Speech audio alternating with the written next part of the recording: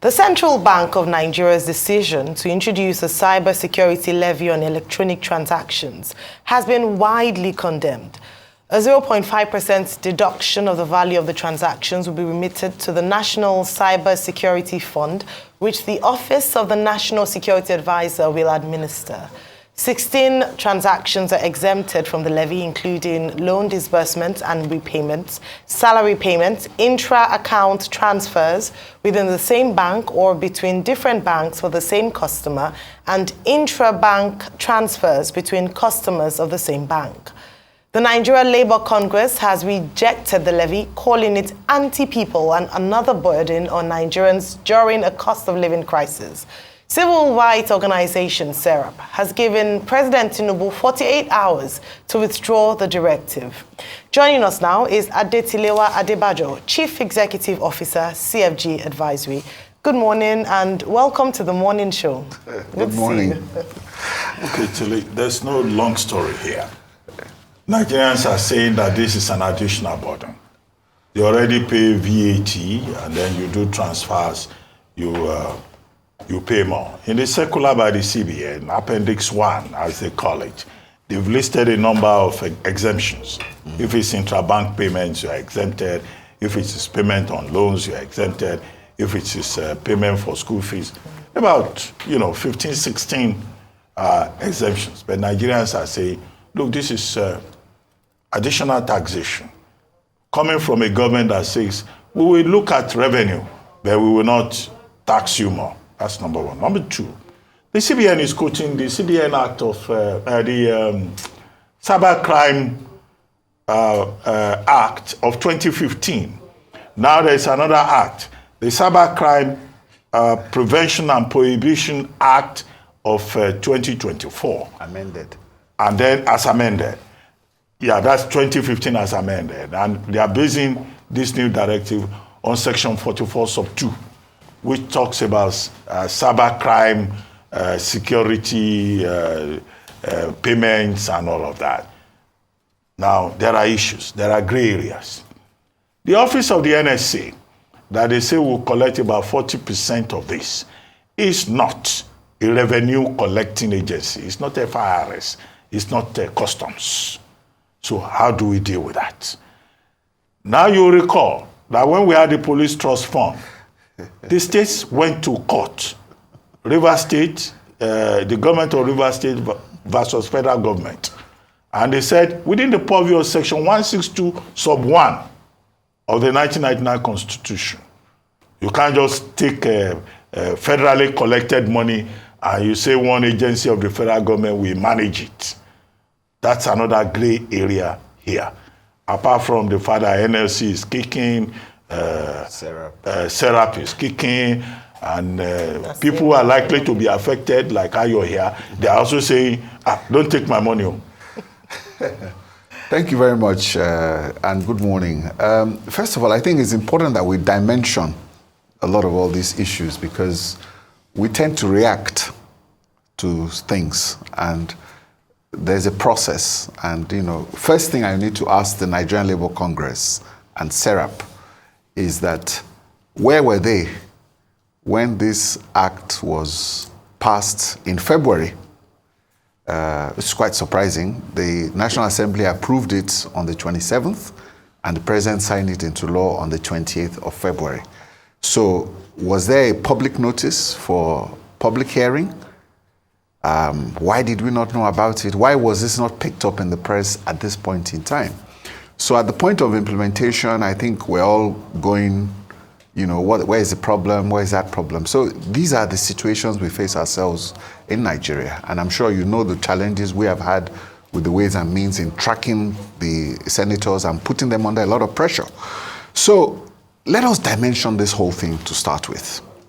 First of all, according to NIBS, the value of electronic transfers in Nigeria is about 600 trillion. That's of last year. So this tax is going to bring in about 3 trillion at the minimum to the government, 3 trillion naira. And it's growing on a yearly basis. So if you look at it this year and you prorate it, you're looking at about 4 trillion easily. Now, 4 trillion exceeds the entire defense budget of Nigeria, which is about 3 trillion. So right now, this tax is going to bring the equivalent of 3 trillion going into the National Security Advisor's office. So that's the amount of money coming in. So now, as you've said, why is this a levy? Why, because you want to support cybercrime, why are you now attacking people's personal accounts? Of course, cybercrime is a multinational dimensional issue that affects all aspects of the economy. So why are you taking the tax from the accounts of people? Then, of course, the banks, the central bank, InterSwitch, NIBS, all these companies that have financial infrastructure, IT infrastructure, spend a significant amount of money to protect our accounts for cybersecurity. So what is this going to do? Again, so when you look at that, there are only 61 million people that have BVNs in Nigeria. So if you take a look at the population, you are seeing that it's on a disproportionate amount of people. So that's another challenge. Now, how many accounts do we have in Nigeria by CAC? Maybe 3 to 4 million registered accounts. And of course, maybe out of that, maybe only 150 companies are listed on the Nigerian Stock Exchange. So the bulk of the economy, 50% of the economy is in the informal sector. And we have about 25 million SMEs in Nigeria, which are unregistered. And this is where the government is not able to raise taxes. So there is a feeling that this is something that has gone unburdened because there is a lot of money. So the question is, why tax in a situation where the economy is in stagflation? We're trying to kickstart the economy to growth. We have a lot of challenges with tariff increases in not only electricity, there's a devaluation, but we do not have commensurate increase in income. So clearly, you're going to see the pushback from the general economy, and taxation is another issue. And finally, I think the question we have to raise is that Mr. Taiwo Oyedele has a presidential committee on tax reforms. And he has been given a huge budget in excess of 5 billion to be able to come up with a policy to be able to harmonize what we say the tax burden. So the question is, why in February would you pass this kind of levy instead of waiting for Mr. Oyedele's reform committee report so that we can have a comprehensive review on taxes? So unfortunately, there are more questions than answers. All right. Thank you very much for breaking this down and your insights on this. I'd like you to also discuss the impact on financially including, or at least getting the unbanked onto the system. Because part of the concerns is the fact that we are almost punishing people for keeping bank accounts, as it were, in Nigeria. Because for the layman, I would think if I have my money in my house and I'm not, I'm keeping it by myself, yes, then nobody would have the access to touch with percentage because I'm transacting online, or, because there are many, there are many breakdowns of how much money for each, for about 10,000 naira when you transfer. Yes. And yet we keep having seminars, investing money in a cashless society, in promoting, having people being banked, moving to the rural areas. Would this discourage, or is this not anti that policy? And how much effect will that have on people's confidence in the banking system? Well, we also not want to be a victim of our own success, because we've been very successful with digital transactions. Yes. Banks made about 350 billion. All the banks last year made about 350 billion naira in fees from the electronic banking platforms. And this has been a big business line for the banks. And as you've said, only 60 million BVN people are registered.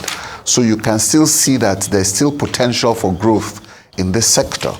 And if you begin to tax all these people, then you're looking at that. Currently, the tax on transactions, including stamp duty and the bank charges, yes, is already there. It's about 0.85.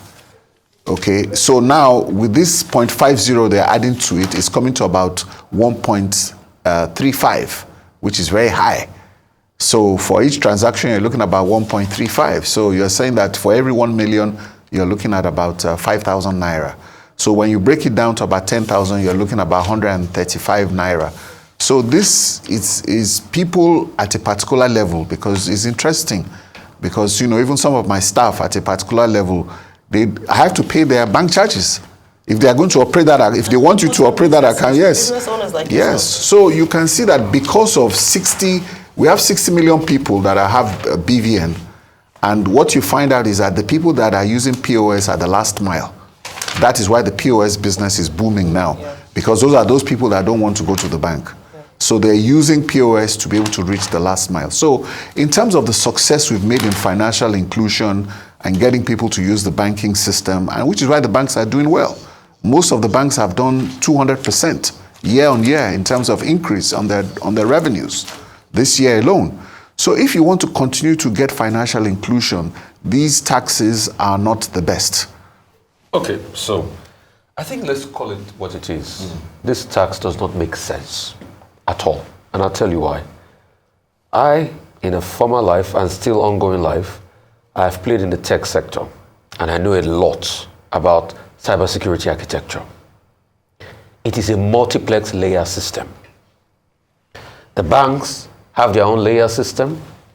NIPs have their own layer system. The switchers like InterSwitch have their own layer system. Visa have their own layer system. It's all of this layer system that interacts. So even if you give 40% to the NSA, it's not that they're going to have an integrated switchboard, because they have different layer system. Private sector have their own layer system. There's this new company that just came up that have done some work with RegFile, that all they do is to track and alert a fraud system in transactions. Which companies employ? They do it their own way. So this talk about using this to solve cybersecurity is another big faux pas. Let's not deceive. Let's call it what it is. Now, let's talk about what is going on here. Is it that the government just wakes up one morning, and let's see the numbers, Ayo. Thank you. Bring this Guardian newspaper. As at 2016, when we just first started this cashless journey, I remember then, the government will even pay you back some rebates for transferring money online. From 62 trillion in 2016, 2015, 2016, we have gone to over 600 trillion. And somebody just calculates and sit there and say, if we took 0.5 out of this, we can't keep doing. This is the second tax of such that we've pushed back. That doesn't make sense. They tried it in Ghana, it didn't work. Is this what we are doing now? Are we supposed to bolster this system in the first place? Owing also to the fact that with the big, humongous profit being made by the banks in USSD transactions, they are not paying the telecom company. There's still a lot of debt in this system. Are we making sense at all? Interesting perspective, Rufai. I think as everybody has voiced their opposition to this, for me, again, this is one of the missteps I see, because my biggest concern is the fact that Mr. Oyedele was working on harmonization of taxes, and then you bring out another tax. But what has happened is, like I said, there's a law that's been passed. So what? Nicodemously passed. No, well, whatever it is. As every laws in Nigeria are nicodemously passed. Okay, whatever it is, a law has been passed, and the central bank has been advised to implement that law.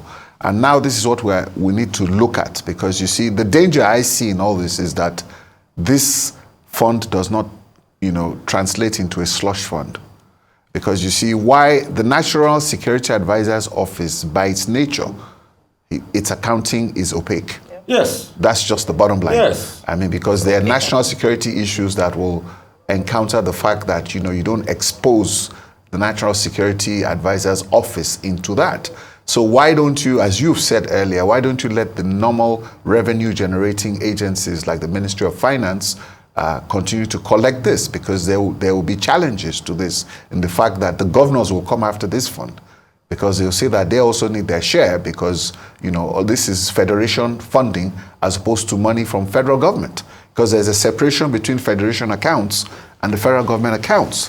So again, I think for me, it's what we need to look at is that there needs to be, when you support a policy, you also have to find out the sequencing.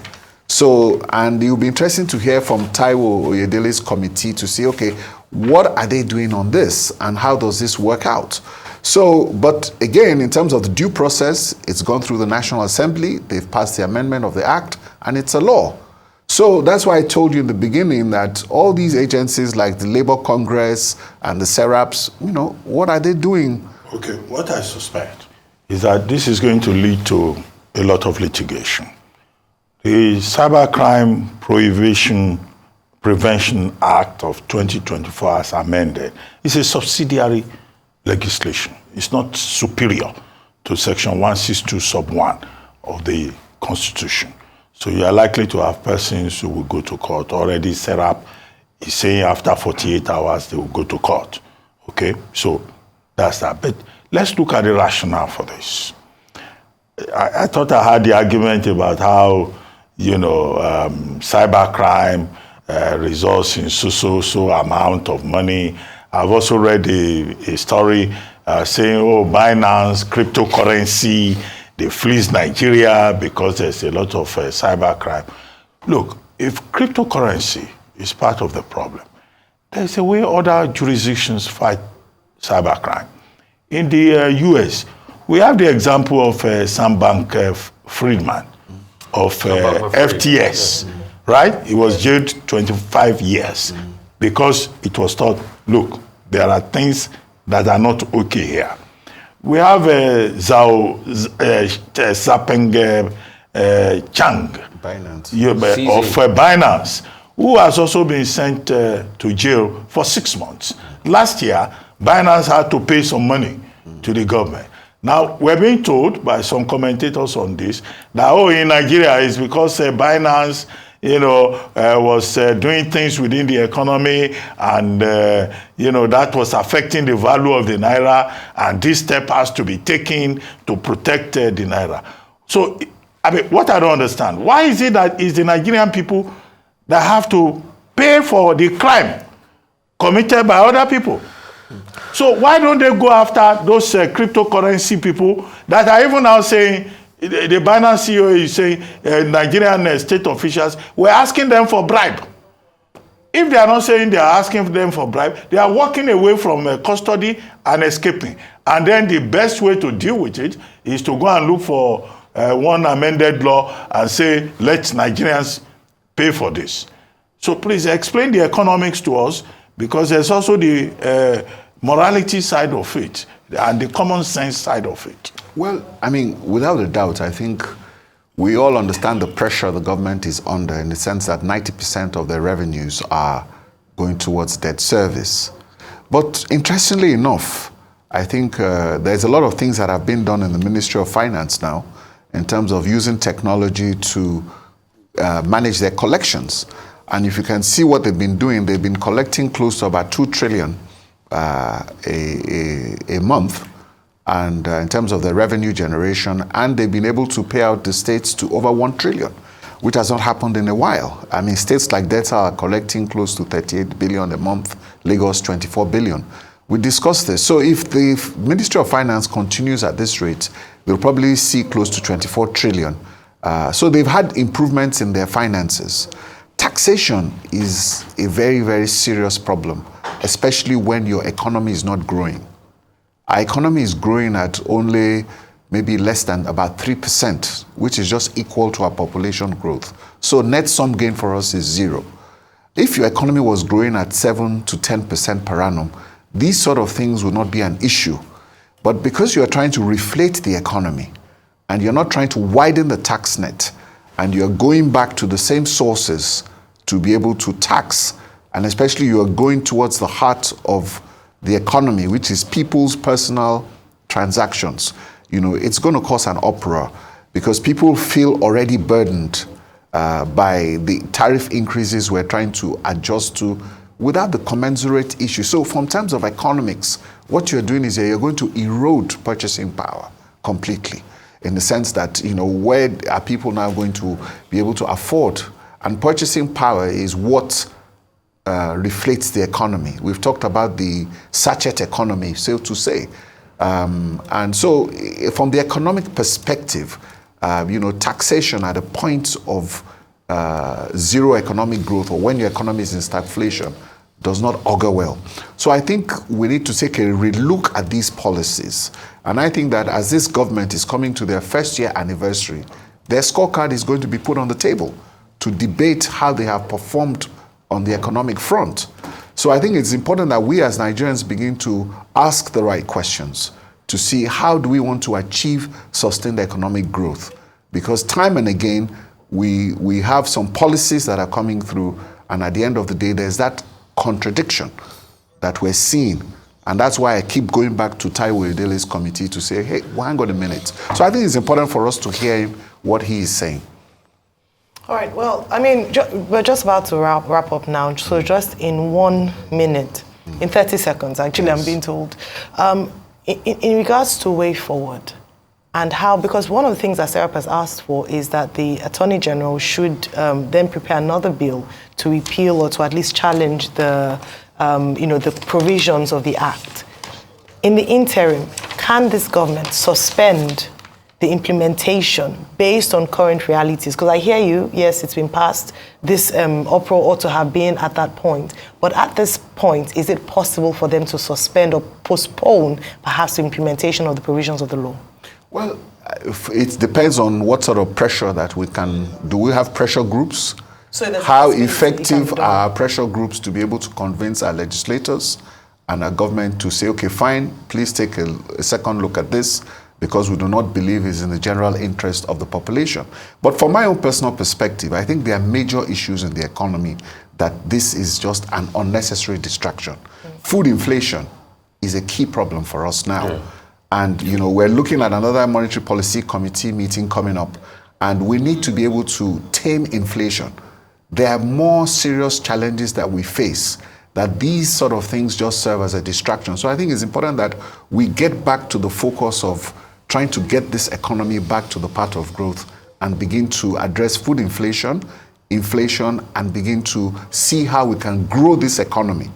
Because if we do not grow this economy by 7 to 10% per annum on a sustainable basis, all these problems with stagflation are going to persist. As you economists say, the thing to focus on is the fundamentals. Exactly. That's the phrase you guys use. But thank you very much, Adetilewa Adebajo, CEO, CFG Advisory, for joining us.